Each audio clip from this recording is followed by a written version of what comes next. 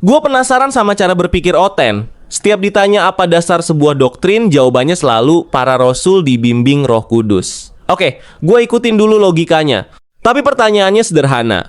Apa standar objektif untuk membuktikan bahwa seseorang benar-benar dibimbing Roh Kudus?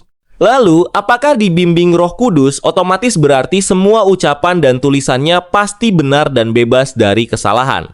Di Bible, Yesus memang berjanji bahwa Roh Kudus akan mengajar dan mengingatkan murid-muridnya. Tapi perhatikan kalimatnya, mengajar dan mengingatkan, bukan mengubah, menambah, atau memodifikasi ajaran Yesus. Artinya, yang menjadi tolok ukur tetaplah ajaran Yesus sendiri. Kalau kemudian muncul ajaran para rasul yang tampak berbeda atau melampaui apa yang diucapkan Yesus secara langsung, bukankah wajar kalau orang bertanya, kenapa bisa begitu? Apa dasar untuk memastikan bahwa itu memang berasal dari Roh Kudus, bukan hasil penafsiran manusia? Apalagi Oten sendiri mengakui bahwa para rasul manusia biasa yang tidak luput dari salah. Kalau begitu, pertanyaannya makin penting.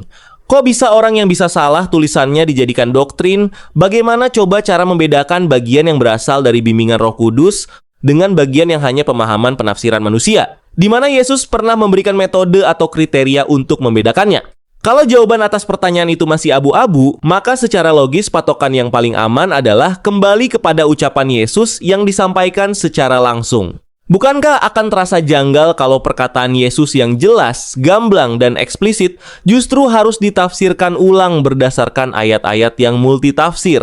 Bukankah yang jelas seharusnya menjadi kunci untuk memahami yang samar? Kalau Oten menjawab, karena gereja yang menetapkan berarti sumber kepastiannya adalah otoritas gereja, bukan ucapan langsung Yesus. Dan itu pun gak ada jaminan juga gereja dibimbing Roh Kudus. Buktinya gereja malah terpecah-pecah, lalu di mana Roh Kudusnya? Masa klaim dijadikan bukti untuk membenarkan klaim itu sendiri? Analoginya sederhana, kalau ada orang berkata, saya dibimbing guru terbaik, itu belum otomatis membuat semua yang dia tulis pasti benar. Tetap harus ada ukuran yang bisa diuji. Klaim tanpa standar pembuktian bukanlah bukti. Jadi, yang gue pertanyakan bukan keberadaan atau karya Roh Kudus, melainkan dasar epistemologinya.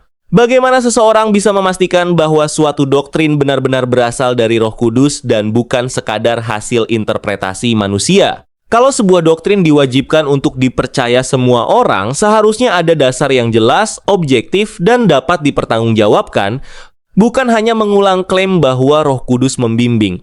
Kalau tidak ada standar objektifnya, ya lucu aja.